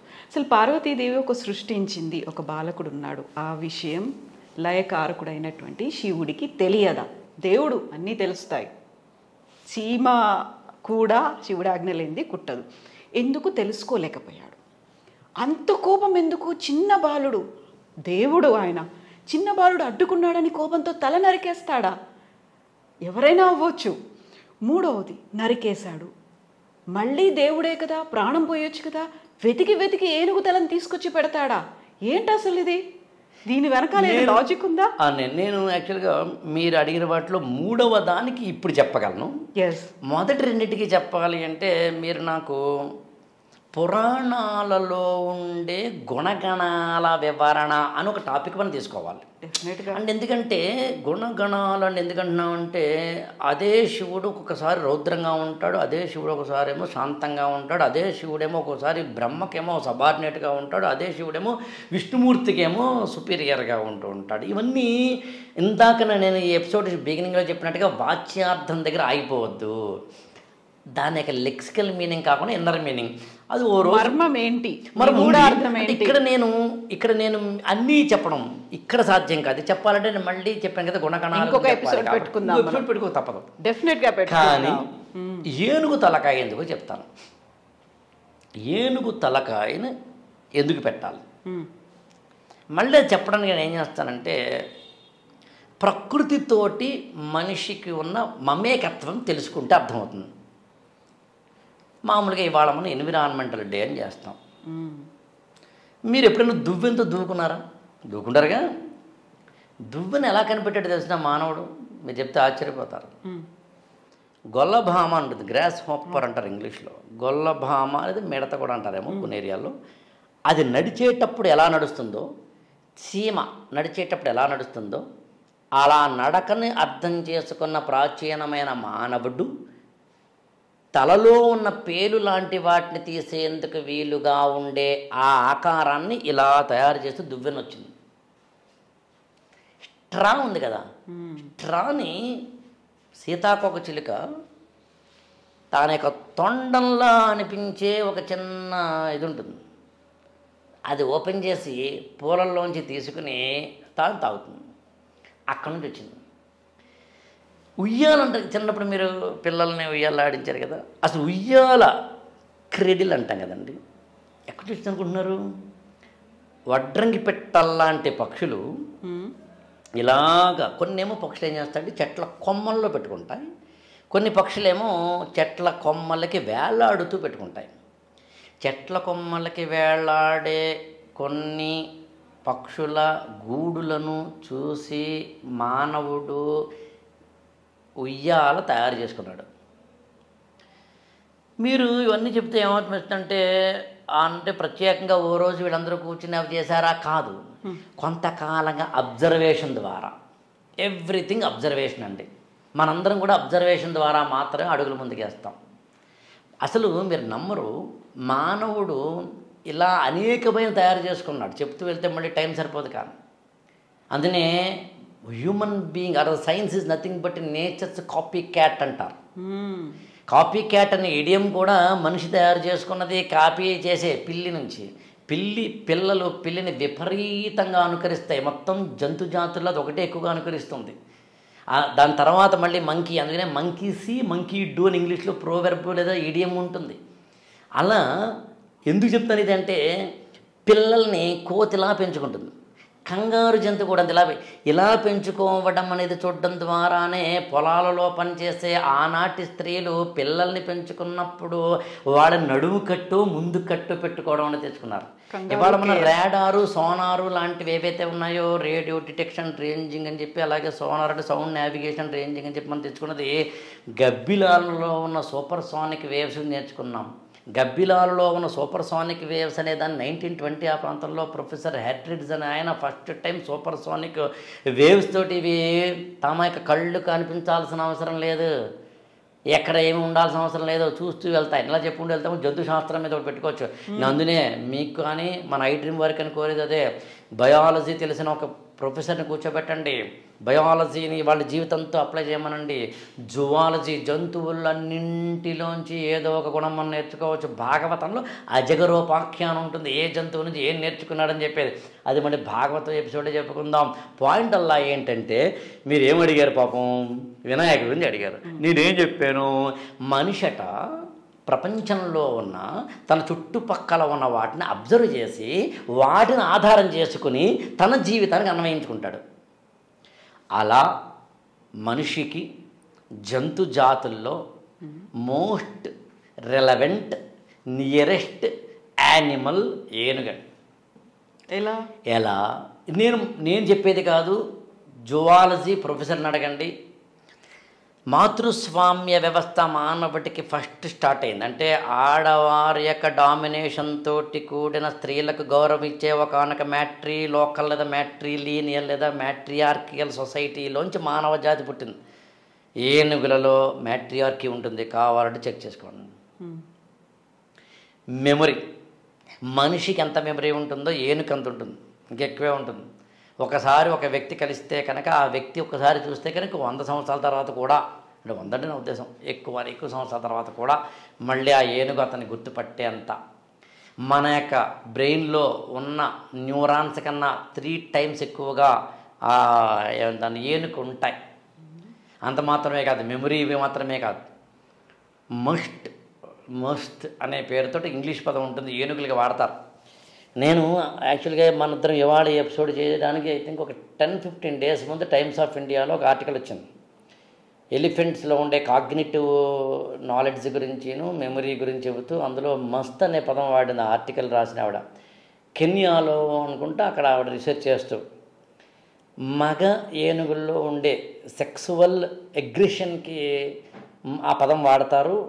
అది మానవులతోటి అంటే పురుషులకి సమానంగా, మగవాళ్ళ సమానంగా ఉంటుందని నేచర్ అనేది చెప్తారు. అంత మాత్రమే కాదు, బాడీ లాంగ్వేజ్. నేను ఇప్పుడు మీతో మాట్లాడుతున్నాను, ఇలా కూర్చోలేదు నేను, ఇలా మాట్లాడలేదు నేను, మీరు ఇలా మాట్లాడచ్చు కదా మామూలుగా, ఓకే పోస్చర్లో కూర్చోవచ్చు. వినాయకుడు మీరు చెప్పినట్టుగాను ఇలాగే మాట్లాడచ్చు కదా, మాట్లాడలేదు నేను. యాక్చువల్గా తలకాయ ఊపుతున్నాను, చేతులు ఊపుతున్నాను, కాళ్ళు ఊపుతున్నాను. ఏనుగులు కూడా అంతే, బాడీ లాంగ్వేజ్ ఎక్కువ వాడతాయి. వోకల్ ఇమిటేషన్, సాధారణంగా పిల్లలు మనం మాట్లాడుతున్న దాన్ని చూసి నేర్చుకుంటారు. అది ఏ జంతువులోనూ లేదు, ఏనుగుల్లో ఉంది. ఇలా చెప్పుకుంటేందుకు చాలా ఉన్నాయి. అందుకని ఆ ఎమోషనల్ అంటే మీకు చెప్పాలంటే ఎవరైనా చనిపోతే మనం ఎలాగైతే అందరం గుంపుగూడి బాధపడతామో అలా ఏనుగుల్లో కూడా ఉంది. అందులో ఒక మ్యాట్రియార్కల్ సిస్టమ్ కావచ్చు, మెమరీ పవర్ కావచ్చు, మస్ట్ లాంటి సెక్సువల్ అగ్రెషన్స్ లాంటివి కావచ్చు, ఎమోషన్స్ లాంటివి కావచ్చు, లెర్నింగ్ కెపాసిటీస్ లాంటివి కావచ్చు, లేకపోతే కనుక టూల్ మేకింగ్ అంటాం మనం, అంటే పనిముట్లు తయారు చేయడము అనేది. మానవుడు ఫస్ట్ టైం పనిముట్లు తయారు చేయడానికి బేస్ ఏంటి అంటే బొటనవేలు. మామూలుగా అయితే చేతులు ఇలా ఉంటాయి, అన్ని జంతువులు ఇలాగే ఉంటాయి, మహా అయితే కొద్దిగా ఇలా విడిగి ఉంటాయి అంతే. కానీ ఒక మానవుడికి మాత్రమే బొటనవేలు పూర్తిగా విడిపడటం వల్ల ఏదైనా పట్టుకోవడం సాధ్యమైంది. కాబట్టి పనిముట్లు తయారు చేయడం మొదలైంది. కాబట్టి పనిముట్లు తయారు చేయడం మొదలైనప్పుడు అతను ప్రకృతి మీద ఆధిపత్యం చెలాయించడం మొదలైంది. కాబట్టి ప్రకృతికి లొంగి ఉండేది జంతువు, ప్రకృతి మీద ఆధిపత్యం తెచ్చుకునేది మనిషి. కాబట్టి అలా మానవ ప్రగతి సాధ్యమైంది. అది వేరేనే ఎప్పుడైనా ఆంథ్రోపాలజీ అని చెప్పి మీరు ఆ చాప్టర్లో చెప్పుకునే ప్రయత్నం చేద్దాం. బొటనవేలు అన్నారు కాబట్టి ఏకలవ్యుడి గురించి కూడా మాట్లాడుకోవాలి. అంటే గురువుల్లో ఉండేటువంటి వివక్ష ఎలా ఉంది, అలా అయినప్పుడు గురువు ఎలా అవుతాడు. సో అందుకని అలా అనుకున్నప్పుడు ఒక్క మాటలో చెప్పాలి అంటే ఇన్ని రకాలైన వాటిల్లో మనకి టూల్ మేకింగ్ ఏదైతే ఉందో, టూల్ యూటిలైజేషన్ ఏదైతే ఉందో అది మళ్ళీ జంతువుల్లో ఎక్కువగా ఉన్నది ఏనుగు. కాబట్టి ఆ ఏనుగు బాడీ లాంగ్వేజ్ కానీ, బ్రెయిన్ పవర్ కానీ, మెమరీ పవర్ కానీ, ఇంటెలిజెన్స్ కానీ, ఇప్పుడు ఇప్పుడు మనం చెప్పుకున్న ఎమోషన్స్ కానీ, tool making and tool utilisation కానీ, ఇన్నింటిలో మనిషికి దగ్గరగా ఉన్నది ఏనుగని ఆనాటి మానవుడు అలా చూశాడు, ఊహించాడు, అర్థం చేసుకున్నాడు. కాబట్టి ఏనుగు శిరస్సుని ఇతనికి అమరిస్తే బాగుంటుందని ఆయన అనుకున్నాడు. దీనికి నేను అంటే ఎంత ఉందా అండి, వాళ్ళకి ఎంత తెలుసునా అండి, వాళ్ళంతా గొప్పవాళ్ళ అనేదానికి గంటల తరబడి కూర్చొని నేను చర్చించగలను తప్ప ఏమీ చేయలేను. బట్ నేను నమ్ముతున్నాను, నాకు ఇలా ఇంటర్ప్రిటేషన్ అనిపించింది. ఎవరి ఇంటర్ప్రిటేషన్ వాళ్ళది. నాకు అనిపించింది ఇది. ఆ రోజుల్లో నేను ఎందుకు చెప్తాను ఇది ఎంత అంతే అంటే, ఆయన ఆ రోజుల్లో ఆయన అంటే కూడా ఆనాటి ఋషి వ్యాసుడు కావచ్చు, మరొకరు కావచ్చు, వారు అందించింది ఇవాళ కూడా అప్లై చేయడం నాకు ఇష్టం. ఇవాళ కూడా మనం టైగర్స్ని కాపాడుకోవాలనుకోవటం లేదా? Project tiger. ఇవాళ కూడా మనం ఎలిఫెంట్స్ని కాపాడుకోవాలనుకోవట్లేదా? Project elephant. ఆ మాటకు వస్తే ప్రకృతిలో ఉన్న ప్రతిదాన్ని మనం కాపాడుకోవాలి. మీకు తెలుసునా?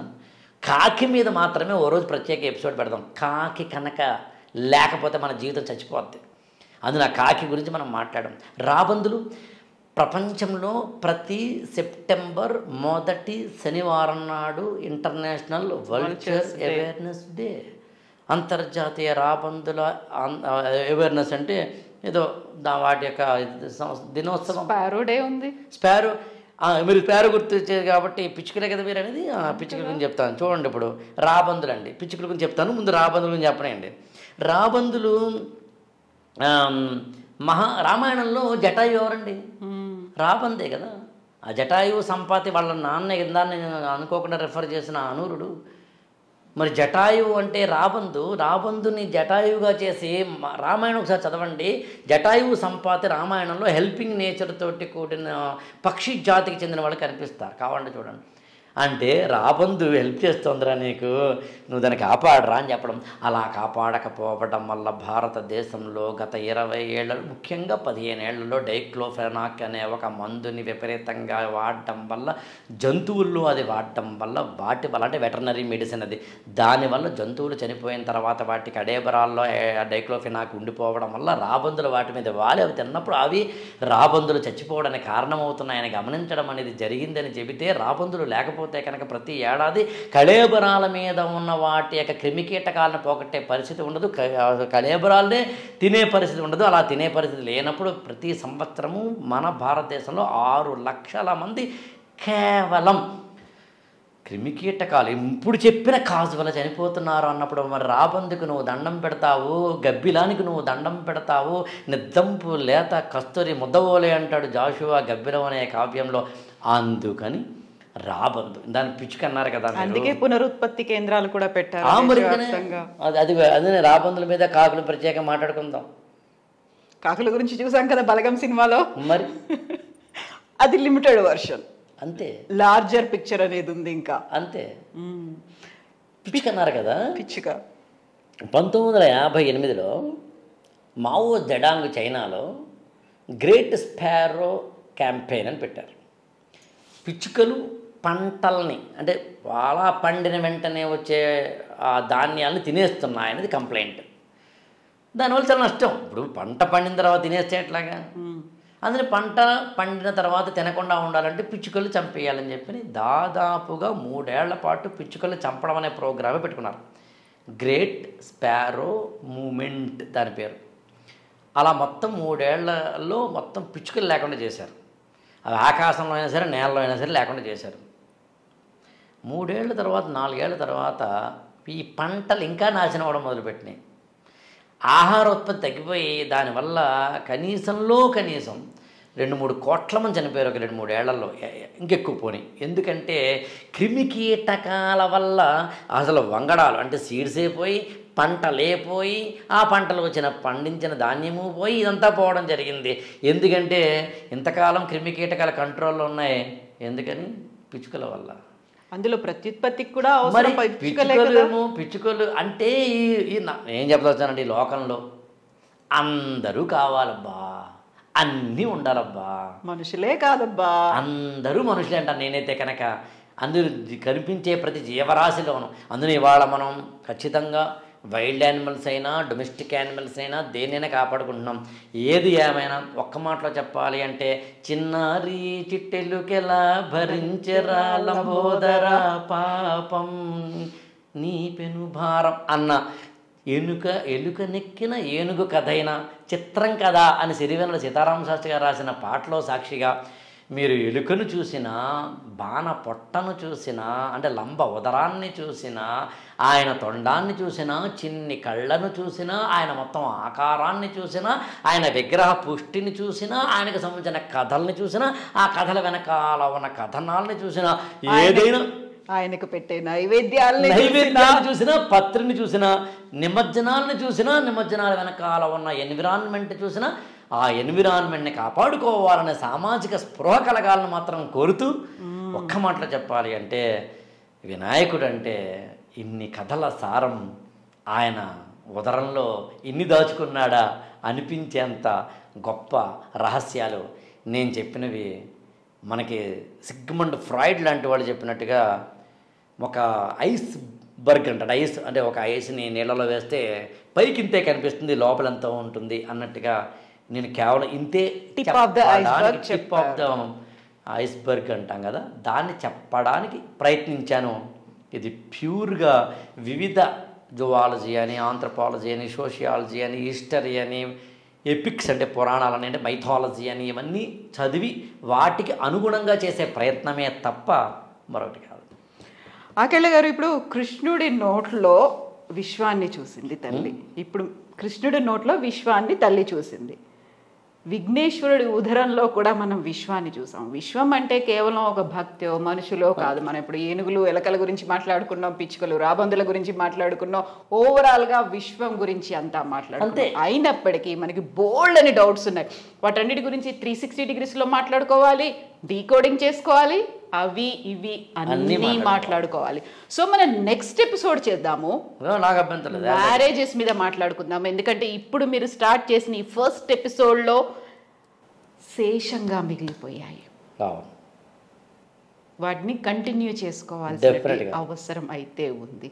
Thank you so much. Decode చేద్దాం, 360 degreesలో మాట్లాడుకుందాం, అవి ఇవి విత్ ఆకెళ్ళని కంటిన్యూ చేద్దాం తప్పనిసరిగా. Thank you so much.